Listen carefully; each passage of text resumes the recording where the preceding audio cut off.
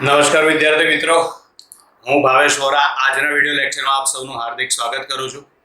આપણે ધોરણ 11 chapter number 5માં આગળના વિડિયોની અંદર ન્યૂટનના ગતિના 3 નિયમો અને એની સાથે સાથે આવતી અમુક સમજૂતીઓ આપણે ભણી ગયા, જેમ કે એરિસ્ટોટલનો ખ્યાલ, પછી ગેલિલિયોનો જડત્વનો નિયમ, એના પછી આપણે ભણ્યા હતા પહેલો નિયમ, બરાબર. પછી આવે છે વેગમાન, એના પછી બીજો નિયમ, પછી બળનો આઘાત અને પછી ત્રીજો નિયમ, બરાબર. આટલું આપણે આગળના વિડિયો લેક્ચરની અંદર ભણી ગયા છીએ, બરાબર. હવે આપણે આજના વિડિયો લેક્ચરની અંદર આ ચેપ્ટરની મોસ્ટ આઈએમપી થિયરી રેખીય વેગમાન સંરક્ષણનો નિયમ ભણવાનો છે, બરાબર. એ પહેલા જો તમે મારી યુટ્યુબ ચેનલ ભાવેશ વોરાને સબસ્ક્રાઇબ ના કરી હોય તો ઝડપથી એને સબસ્ક્રાઇબ કરી દો, જેથી કરીને નવા વિડીયો માટેની નોટિફિકેશન તમને મળતી રહે, બરાબર. તો ચલો આપણે ચાલુ કરીએ રેખીય વેગમાન સંરક્ષણનો નિયમ, બરાબર. સૌથી પહેલા તો રેખીય વેગમાન સંરક્ષણના નિયમનું વિધાન આવશે, બરાબર છે. શું છે એનું વિધાન? તો એનું વિધાન છે આંતરક્રિયા કરતા અલગ કરેલા તંત્રનું કુલ રેખીય વેગમાન અચળ જળવાઈ રહે છે, બરાબર. આંતરક્રિયા કરતા અલગ કરેલા તંત્રનું કુલ રેખીય વેગમાન અચળ જળવાઈ રહે છે. હવે પ્રશ્ન એ થાય કે અલગ કરેલું તંત્ર એટલે શું? તો યાદ રાખવાનું, અલગ કરેલું તંત્ર એટલે કે આ કિસ્સાની અંદર બાકી અલગ કરેલું તંત્ર થિયરીઓ પ્રમાણે થોડી એની વ્યાખ્યા બદલાતી જાય છે, બરાબર. આ થિયરી પ્રમાણે આપણે સમજીએ તો અલગ કરેલું તંત્ર એટલે કે જે તંત્ર પર લાગતું પરિણામી બાહ્ય બળ શૂન્ય હોય તેને અલગ કરેલું તંત્ર કહેવાય, બરાબર છે. એટલે વિધાન આવું છે, આંતરક્રિયા કરતા અલગ કરેલા તંત્રનું કુલ રેખીય વેગમાન અચળ જળવાઈ રહે છે. આંતરક્રિયા કરતા અલગ કરેલા તંત્રનું કુલ રેખીય વેગમાન અચળ જળવાઈ રહે છે. એટલે આના ઉપરથી આપણે એવું કહી શકીએ કે જે તંત્ર પર લાગતું પરિણામી બાહ્ય બળ શૂન્ય હોય તે જ જગ્યાએ રેખીય વેગમાન સંરક્ષણનો નિયમ લાગુ પડે છે, બરાબર. આ વિધાન છે ને, એમાં આપણે લખ્યું છે આંતરક્રિયા કરતા અલગ કરેલા તંત્રનું કુલ રેખીય વેગમાન અચળ જળવાઈ રહે. હવે પ્રશ્ન એ થાય કે અલગ કરેલું તંત્ર એટલે શું? તો આ થિયરી માટે યાદ રાખવાનું, અલગ કરેલું તંત્ર એટલે કે જે તંત્ર પર લાગતું પરિણામી બાહ્ય બળ શૂન્ય હોય. એટલે યાદ રાખવાનું, જે તંત્ર પર લાગતું પરિણામી બાહ્ય બળ શૂન્ય હોય ને ત્યાં જ રેખીય વેગમાન સંરક્ષણનો નિયમ લાગુ પડે. એટલે મેં છેલ્લે લખેલું પણ છે, જ્યારે તંત્ર પર લાગતું પરિણામી બાહ્ય બળ શૂન્ય હોય ત્યારે વેગમાન સંરક્ષણનો નિયમ લાગુ પડે છે, અન્યથા લાગુ પડતો નથી, બરાબર. હવે એની ઉદાહરણ વાઇઝ આપણે સમજૂતી ભણીએ, બરાબર. એમાંનું પહેલું ઉદાહરણ આપણે લીધું છે ગન અને બુલેટનું, બરાબર છે. રાઇફલ અને બુલેટનું, બરાબર, અથવા ગન અને ગોળી, જે લખવું હોય તે લખાય, બરાબર. આપણે ધારો કે ગન, એની અંદર ગોળી છે, ઊભા છીએ આપણે, તો એનો મતલબ એમ થાય કે પ્રારંભમાં ગન અને ગોળી બંને કઈ અવસ્થામાં હશે? સ્થિર અવસ્થામાં, બરાબર છે. આપણે ગન લઈને ઊભા છીએ, આપણે એવું માની લઈએ તો ગન કઈ અવસ્થામાં છે? સ્થિર અવસ્થામાં. એની અંદર રહેલી ગોળી પણ કઈ અવસ્થામાં છે? સ્થિર અવસ્થામાં. હવે જ્યારે આપણે ટ્રિગર દબાવીએ એટલે ગોળી આગળ જશે. હવે આપણને ઓબ્વિયસલી એવી ખબર જ હશે, ગોળી આગળ જશે ને એટલે ગનને કઈ બાજુ ધક્કો લાગશે? પાછળ. આવું બધાએ અનુભવેલું જ હોય, બરાબર છે. ગોળી આગળ તરફ જશે ત્યારે ગનને કઈ બાજુ ધક્કો લાગશે? પાછળ, બરાબર છે. એટલે આ કિસ્સામાં છે ને ગન છે ને એ કોના ઉપર બળ લગાડશે? ગોળી ઉપર. અને ન્યૂટનના ગતિના ત્રીજા નિયમ અનુસાર ગોળી કોના ઉપર બળ લગાડશે? તો કે ગન ઉપર.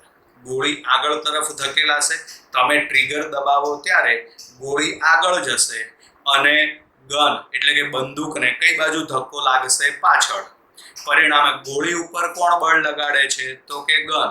ન્યૂટનના ગતિના ત્રીજા નિયમ અનુસાર ઘન પાછળ જાય છે તો ઘન ઉપર કોણ બળ લગાડશે તો કે ગોળી, બરાબર છે. આ બંને બળો સરખા હશે અને ન્યૂટનના ગતિના ત્રીજા નિયમ પ્રમાણે બંને પરસ્પર વિરુદ્ધ દિશામાં હશે. એટલે આપણે ગોળી પર લાગતું બળ F લઈએ તો ઘન પર લાગતું બળ કેટલું લેવું પડે? -F, બરાબર. ચલો સમજીએ. ઉદાહરણ તરીકે અહીં છે ઘનમાંથી જ્યારે ગોળી છોડવામાં આવે ત્યારે ગોળી આગળ તરફ ગતિ કરે છે, જ્યારે ઘનને પાછળ તરફ ધક્કો વાગે છે. ઘન વડે ગોળી પર લાગતું બળ F હોય તો ગોળી વડે ઘન પર લાગતું બળ કેટલું આવશે? -F. કયા નિયમ પ્રમાણે? તો કે ન્યૂટનના ગતિના ત્રીજા નિયમ પ્રમાણે, બરાબર. હવે ધારો કે આ બળ છે ને ડેલ્ટા ટી સમય માટે લાગે છે, બરાબર. આ બળ માટેનો સંપર્ક સમય કેટલો છે? Delta T. તો માટે ન્યૂટનના ગતિના બીજા નિયમ અનુસાર ગોળીના વેગમાનમાં થતો ફેરફાર. હવે ગોળી પર બળ કેટલું લાગે છે? F. કેટલા સમય માટે લાગે છે? Delta T. તો આપણે બળનો આઘાત ભણી ગયા છીએ. બળનો આઘાત F * ડેલ્ટા ટી બરાબર શું આવે છે? Delta P. આ આપણે બીજા નિયમ ઉપરથી લખ્યું હતું, બરાબર. એટલે અહીં આગળ ન્યૂટનના ગતિના બીજા નિયમ પરથી ગોળીના વેગમાનમાં થતો ફેરફાર, તો ગોળીના વેગમાનમાં થતો ફેરફાર F * ડેલ્ટા ટી, બરાબર. તો આવી જ રીતે હવે ઘનના વેગમાનમાં થતો ફેરફાર, તો ઘન પર લાગતું બળ છે -F અને સમય છે ડેલ્ટા ટી. પરિણામે ઘનના વેગમાનમાં થતો ફેરફાર -F * delta T, -F * delta T, બરાબર છે. હવે એક બીજી વસ્તુ ધ્યાનમાં રાખજો, આપણે અહીં વેગમાનમાં થતો ફેરફાર શોધવાનો છે. સમજો, અહીં લખું છું આપણે અહીં આગળ વેગમાનમાં થતો ફેરફાર મેળવ્યો, બરાબર. અહીં આગળ આપણે વેગમાનમાં થતો ફેરફાર મેળવ્યો, બરાબર. તો કોઈ પણ ફેરફાર મેળવવો હોય તો શું લખાય? અંતિમ માઈનસ પ્રારંભિક. વેગમાનમાં થતો ફેરફાર મેળવવો હોય તો શું લખાય? અંતિમ વેગમાન માઈનસ પ્રારંભિક વેગમાન લખાશે આવું. એટલે અહીં આગળ વેગમાનમાં થતો ફેરફાર બરાબર અંતિમ વેગમાન માઈનસ પ્રારંભિક વેગમાન. પણ મેં હમણાં જ તમને આગળ સમજાવ્યું એ પ્રમાણે પ્રારંભમાં ઘન અને ગોળી બંને કઈ અવસ્થામાં છે? સ્થિર અવસ્થામાં છે. પરિણામે બંનેનું પ્રારંભિક વેગમાન કેટલું થશે? 0. તો જો અહીં આગળ આ પ્રારંભિક વેગમાન 0 લખવામાં આવે તો વેગમાનમાં થતો ફેરફાર શું આવે? તો વેગમાનમાં થતો ફેરફાર બરાબર અંતિમ વેગમાન આવે. એટલે વેગમાનમાં થતો ફેરફાર છે ને એ અંતિમ વેગમાન જેટલો થશે. ક્યારે? જ્યારે પ્રારંભિક વેગમાન 0 હશે ત્યારે વેગમાનમાં થતો ફેરફાર, બરાબર. આના માટે અંતિમ વેગમાન માઈનસ પ્રારંભિક વેગમાન આવે. પણ પ્રારંભમાં ઘન અને ગોળી બંને કઈ અવસ્થામાં છે? સ્થિર અવસ્થામાં. એથી એનું પ્રારંભિક વેગમાન કેટલું થશે? 0. માટે વેગમાનમાં થતો ફેરફાર બરાબર શું આવશે? અંતિમ વેગમાન. ક્લિયર? એટલે અહીં આગળ લખેલું છે આપણે ઘન પ્રારંભમાં ઘન અને ગોળી બંને સ્થિર હોવાથી પ્રારંભિક વેગમાન 0 થાય છે, બરાબર. પરિણામે બંનેના વેગમાનમાં થતો ફેરફાર અંતિમ વેગમાન જેટલો હોય છે, બરાબર છે. એટલે આપણે આ અંતિમ વેગમાન મેળવ્યું, આ જ એના વેગમાનમાં થતો ફેરફાર હશે, બરાબર. એટલે અહીં આગળ ગોળીના વેગમાનમાં થતો ફેરફાર આટલો છે. પણ આ પ્રમાણે વિચારો તો વેગમાનમાં થતો ફેરફાર બરાબર અંતિમ વેગમાન. એટલે આ થશે ગોળીનું અંતિમ વેગમાન અને આ થશે ઘનનું અંતિમ વેગમાન. એટલે ગોળીનું અંતિમ વેગમાન Pb, ગોળીને ઇંગ્લિશમાં બુલેટ કહેવાય, B આવે એટલે Pb બરાબર F * ડેલ્ટા T. ઘનનું અંતિમ વેગમાન Pg બરાબર -F * ડેલ્ટા T, બરાબર છે. તો આ બંને ઉપરથી શું લખી શકીએ આપણે? અહીંયા આગળ ખાલી માઈનસનો જ ફેરફાર છે, બરાબર. તો આ Pb આપણે અહીં મૂકી દઈએ તો Pb બરાબર -Pg થશે. Pg ને સામે લઈ જાવ તો માઈનસ છે તો પ્લસ, એટલે Pb + Pg બરાબર શું થશે? 0. હવે સમજો, આ તંત્ર એટલે કે ઘન અને ગોળી પ્રારંભમાં કઈ અવસ્થામાં હતું? સ્થિર અવસ્થામાં. એટલે એનું પ્રારંભિક વેગમાન કેટલું છે? 0. આપણે ગોળી છોડી, બરાબર છે, એટલે ગોળી ગતિ કરે છે, ગોળી ગતિ કરે છે, ઘન કઈ તરફ ગતિ કરે છે? પાછળ. એટલે ગોળી પણ ગતિ કરે છે, ઘન પણ ગતિ કરે છે, પણ બંનેનું વેગમાન ભેગું કરો તો જવાબ શું આવે છે? 0. પ્રારંભમાં બંને સ્થિર હતા એટલે પ્રારંભિક વેગમાન 0 છે. તમે ટ્રિગર દબાવો છો, ગોળી આગળ જાય છે, ઘન પાછળ ધકેલાય છે, બરાબર, પણ એનું ટોટલ વેગમાન માપો તો જવાબ શું આવે છે? 0. બરાબર. એટલે એનો મતલબ એમ થાય કે પ્રારંભમાં વેગમાન 0 હતું અને અંતિમ વેગમાન પણ 0 છે. એટલે કે અંતિમ વેગમાન બરાબર પ્રારંભિક વેગમાન થયું. એટલે કે વેગમાનમાં કોઈ ફેરફાર થતો નથી. ફેરફાર નથી થતો એટલે કે કુલ વેગમાન કેવું જળવાઈ રહે છે? અચળ. બરાબર. એટલે તંત્રનું કુલ રેખીય વેગમાન અચળ જળવાઈ રહે છે. હવે એક બીજું ઉદાહરણ સમજીએ. એમાં છે બે પદાર્થ A અને B ના પ્રારંભિક વેગમાન PA અને PB છે. બરાબર. બે પદાર્થ ધારો કે આમ સામસામે ગતિ કરતા આવે છે, આપણે એવું માની લઈએ. એમાં એકનું વેગમાન PA અને બીજાનું વેગમાન PB છે. અથડાઈ જાય, અથડાઈને ગમે તે બાજુ આડાઅવળા ક્યાંક જશે. પરિણામે આ વખતે એનું વેગમાન PA' અને PB' છે. પ્રારંભિક વેગમાન PA અને PB, અથડામણ બાદ તેમના અંતિમ વેગમાન PA' અને PB' છે. તો માટે ન્યૂટનના ગતિના બીજા નિયમ પરથી, હવે બીજો નિયમ વાપરીએ આપણે. ચલો, બીજા નિયમ ઉપરથી F સદિશ AB * ડેલ્ટા T, હમણાં જ આના ઉપરથી લખ્યું આ રીતે, બરાબર. F સદિશ AB * ડેલ્ટા T બરાબર પદાર્થ A ના વેગમાનમાં થતો ફેરફાર. એટલે અહીં આગળ આવશે PA' - PA. જો આમાં ના ખબર પડે તો હજી અહીં આગળ આપણે એક સ્ટેપ ઉમેરી દઈએ, બરાબર. શું લખીએ અહીં આગળ? તો આમાં લખીએ ડેલ્ટા PA. એટલે હવે વધારે ખબર પડી જાય. ડેલ્ટા PA એટલે વેગમાનમાં થતો ફેરફાર, તો એના બરાબર લખાશે અહીં આગળ PA' - PA. એવી જ રીતે B માટે FBA * ડેલ્ટા T બરાબર એક સ્ટેપ ઉપરની જેમ જ ઉમેરી દઈએ આપણે, તો આવશે ડેલ્ટા PB બરાબર આવશે PB' - PB. ક્લિયર? બરાબર. ચલો, હવે ન્યૂટનના ગતિના ત્રીજા નિયમ ઉપરથી આ બંને બળો સમાન મૂલ્યના અને પરસ્પર વિરુદ્ધ દિશાના, પરિણામે શું લખી શકાય? FAB બરાબર આવે -FBA. હવે તમે બંને બાજુ ડેલ્ટા T વડે ગુણી નાખો. એટલે આ બાજુ ડેલ્ટા T ને આ બાજુ ડેલ્ટા T. એટલે આ મળ્યું FAB ડેલ્ટા T, આ મળ્યું -FBA ડેલ્ટા T. ચલો, હવે FAB ડેલ્ટા T બરાબર એટલે એની આ કિંમત તમે અહીં મૂકી દો. એવી રીતે -FBA ડેલ્ટા T, તો FBA ડેલ્ટા T એની આ કિંમત તમે અહીં મૂકી દો. આ માઈનસ મેં લખી નાખ્યા, બરાબર. હવે આ બાજુ એટલે કે ડાબી બાજુના જે પદ છે એમના એમ લખી નાખ્યા. જમણી બાજુમાં આગળ કઈ નિશાની છે? માઈનસ. કૌંસ છોડો એટલે અંદરની નિશાની બદલાઈ જશે. એટલે આ થઈ જશે -PB', આ માઈનસ પ્લસ PB. હવે આ જે PB' માઈનસ છે એને સામે લઈ જાઓ. આ PA માઈનસ છે એને આ બાજુ લાવો.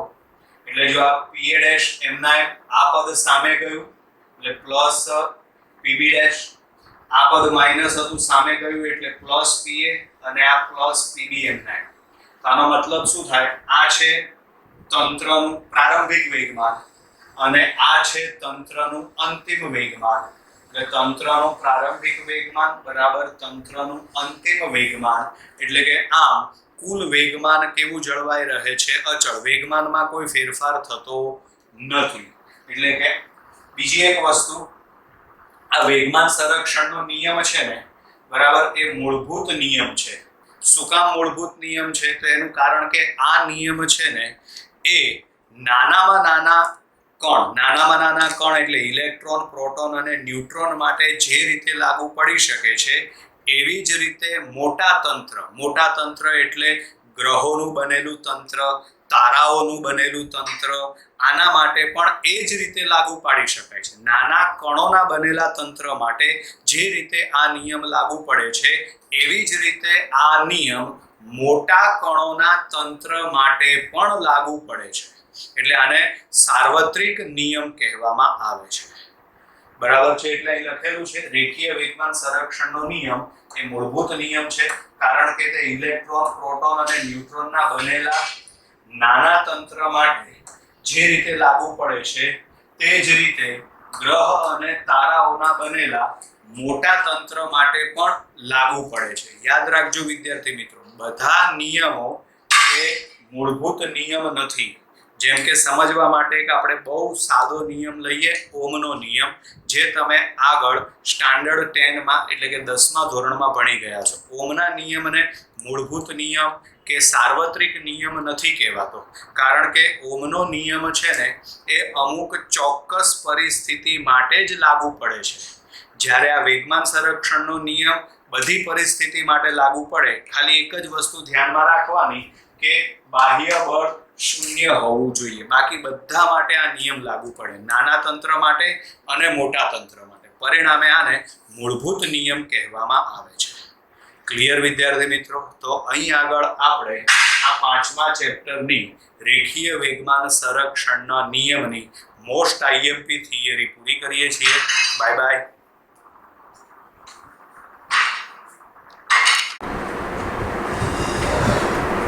નમસ્કાર વિદ્યાર્થી મિત્રો, હું ભાવેશ વોરા. આજના વિડીયો લેક્ચરમાં આપ સૌનું હાર્દિક સ્વાગત કરું છું. આપણે ધોરણ 11માં ચેપ્ટર નંબર 5ની અંદર આગળના વિડીયો લેક્ચરની અંદર આપણે રેખીય વેગમાન સંરક્ષણનો નિયમ ભણી ગયા. આ વિડીયોની અંદર આપણે કણનું સંતુલનની થિયરી ભણવાની છે. બરાબર છે? તો એમાં સૌથી પહેલાં કણનું સંતુલન અથવા તો આપેલો કણ સંતુલનમાં ક્યારે કહેવાય? તો યાદ રાખવાનું, જ્યારે કણ પર લાગતું ચોખ્ખું પરિણામી બાહ્ય બળ 0 હોય ત્યારે. જ્યારે કણ પર લાગતું ચોખ્ખું પરિણામી બાહ્ય બળ 0 હોય ત્યારે આપેલો કણ એ સંતુલનમાં છે તેમ કહેવાય.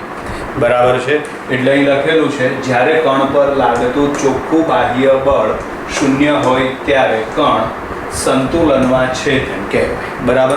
હવે આને સમજવા માટે આપણે ધ્યાનમાં લઈએ, ધારો કે કોઈ કણ પર 2 બળ લાગે છે અને આ બંને બળોની અસર હેઠળ આપેલો કણ સંતુલનમાં છે.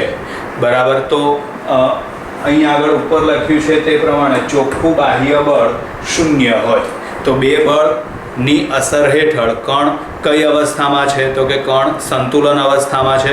પરિણામે જો બંને બળોનો સરવાળો કરવામાં આવે તો જવાબ શું આવશે? 0. બરાબર. એટલે અહીં લખેલું છે, ધારો કે કોઈ કણ પર 2 બળ F1 અને F2 લાગે છે. બરાબર. આ બંને બળોની અસર હેઠળ આપેલો કણ સંતુલનમાં છે. ઉપર લખ્યું છે તે પ્રમાણે ચોખ્ખું બાહ્ય બળ 0 હોય તો અહીં તમે આ બંને બળોનો સરવાળો કરો તો જવાબ શું આવશે? 0. એટલે આમાં આવશે F1 સદિશ પ્લસ F2 સદિશ બરાબર 0. આમાં તમે F2 ને સામે લઈ જાઓ તો એ પ્લસ છે તો શું થશે? માઇનસ.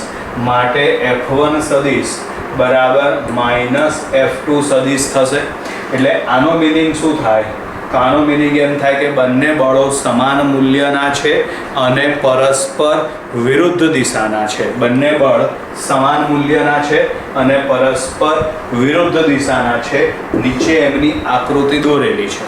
બરાબર છે? ફરીથી સમજો, કણનું સંતુલન સમજાવો તો એમાં કણ સંતુલનમાં ક્યારે કહેવાય? તો યાદ રાખવાનું કે જ્યારે કણ પર લાગતું પરિણામી બાહ્ય બળ 0 હોય ત્યારે આપેલો કણ સંતુલનમાં છે તેમ કહેવાય. બરાબર છે? હવે આને સમજવા માટે ધારો કે કોઈ કણ પર 2 બળ F1 અને F2 લાગે છે. આ બંને બળોની અસર હેઠળ આપેલો કણ સંતુલનમાં છે. ઉપર લખ્યું તે પ્રમાણે ચોખ્ખું બાહ્ય બળ 0 થવું જોઈએ. એટલે કે તમે F1 અને F2 નો સરવાળો કરો તો જવાબ શું આવશે? 0. બરાબર આમાં તમે F2 ને સામે લઈ જાઓ એટલે F1 બરાબર શું આવે તો F1 બરાબર આવશે -F2 એટલે આનો મતલબ એમ થાય કે આ બંને બળો સમાન મૂલ્યના છે અને પરસ્પર વિરુદ્ધ દિશાના છે આ બંને બળો સમાન મૂલ્યના છે અને પરસ્પર વિરુદ્ધ દિશાના છે એટલે કે F1 અને આ છે -F2 બંને બળ સમાન મૂલ્યના પરસ્પર વિરુદ્ધ દિશાના આ કિસ્સામાં આ બે બળ વચ્ચેનો ખૂણો કેટલો આવે તો 180 કારણ કે બંનેની દિશા પરસ્પર વિરુદ્ધ છે એટલે ખૂણો કેટલો આવશે 180 હવે માનો કે બે કરતાં વધારે બળ આપેલા હોય તો એના માટે સૌથી પહેલાં એક બિંદુગામી બળ સમજવું પડે એક બિંદુગામી બળ કોને કહેવાય તો યાદ રાખવાનું જે બળની કાર્યરેખા એક જ બિંદુમાંથી પસાર થતી હોય તેવા બળને એક બિંદુગામી બળ કહે છે જે બળની કાર્યરેખા એક જ બિંદુમાંથી પસાર થતી હોય તેવા બળને એક બિંદુગામી બળ કહે છે બરાબર છે એટલે અહીં આગળ એક બિંદુગામી બળની વ્યાખ્યા છે જે બળની કાર્યરેખા એક જ બિંદુમાંથી પસાર થતી હોય તેવા બળને એક બિંદુગામી બળ કહે છે આકૃતિમાં દર્શાવ્યા પ્રમાણે F1 F2 અને F3 આ ત્રણની કાર્યરેખા O માંથી પસાર થાય છે એટલે F1 F2 અને F3 ને એક બિંદુગામી બળ કહેવાય બરાબર F1 F2 અને F3 ની કાર્યરેખા O બિંદુમાંથી પસાર થાય છે પરિણામે આ ત્રણેયને એક બિંદુગામી બળ કહેવાય બરાબર છે હવે ધારો કે F3 ને આપણે ભૂલી જઈએ બરાબર આને ભૂલી જાઓ તો અહીં બાકી વધે F1 અને F2 એનું પરિણામી બળ મેળવવા માટે આપણે સમાંતર બાજુ ચતુષ્કોણની રીતનો ઉપયોગ કરીએ સમાંતર બાજુ ચતુષ્કોણની રીત તો આપણે આ સબાચર રચ્યો અહીંથી આને જોડી દઈએ એટલે આ એનો પરિણામી સદિશ થયો કોનો પરિણામી થયો તો કે F1 અને F2 નો એટલે અહીં લખાશે F1 સદિશ પ્લસ F2 સદિશ ધારો કે આ ત્રણેય બળની અસર હેઠળ ત્રણેય એટલે F1 F2 અને F3 આ ત્રણેય બળની અસર હેઠળ આપેલો કણ સંતુલનમાં રહે છે ત્રણ બળની અસર હેઠળ ધારો કે આપેલો કણ સંતુલનમાં રહે છે તો આગળ સમજાવ્યું એ પ્રમાણે ચોખ્ખું બાહ્ય બળ 0 હોય એટલે અહીં તમે F1 F2 અને F3 નો સરવાળો કરો તો જવાબ શું આવશે 0 બરાબર એટલે અહીં લખ્યું છે આકૃતિમાં દર્શાવ્યા મુજબ ત્રણ બળ F1 F2 F3 કોઈ કણ પર લાગે છે આ બળની અસર હેઠળ આપેલ કણ સંતુલનમાં છે સંતુલનમાં હોવા માટેની ત્યાં આપણે વાક્ય લખેલું છે ચોખ્ખું બાહ્ય બળ 0 એટલે અહીં ત્રણનો સરવાળો કરો જવાબ શું આવશે 0 F3 ને સામે લઈ જાઓ એટલે F1 પ્લસ F2 બરાબર -F3 એટલે આનો મતલબ શું થાય તો આનો મતલબ એમ થાય કે F1 અને F2 નું પરિણામી બળ F1 અને F2 નું પરિણામી બળ એટલે કે F1 પ્લસ F2 અને F3 F1 પ્લસ F2 અને F3 F1 પ્લસ F2 અને F3 આ બંને બળો સમાન મૂલ્યના છે અને પરસ્પર વિરુદ્ધ દિશાના છે ત્રીજી એક વસ્તુ યાદ રાખો કે અહીં આગળ ત્રણ બળનો સરવાળો કેટલો થાય છે 0 જો એને શીર્ષ પુચ્છ પ્રમાણે આપણે ગોઠવતા જઈએ તો આપણને કઈ આકૃતિ મળશે બંધ આકૃતિ ત્રણ સદિશની મદદથી મળતી બંધ આકૃતિ એટલે કઈ આવશે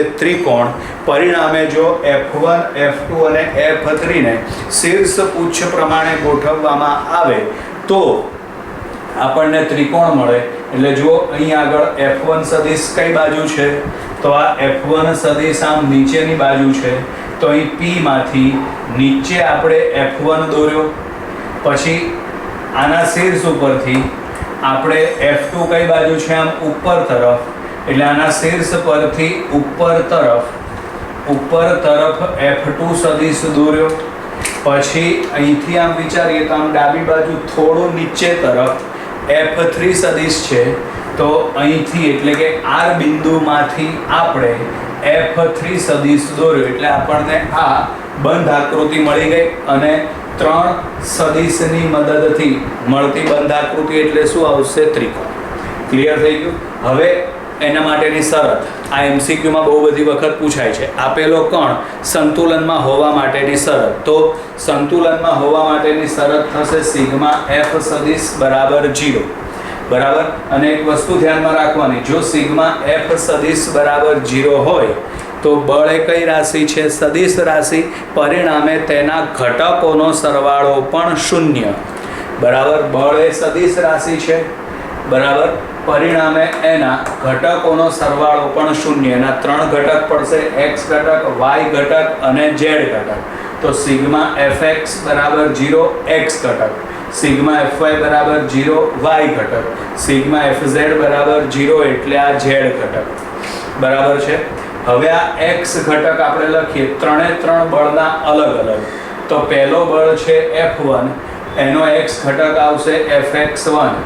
પછી બીજું બળ છે F2, એનો એક્સ ઘટક આવશે Fx2.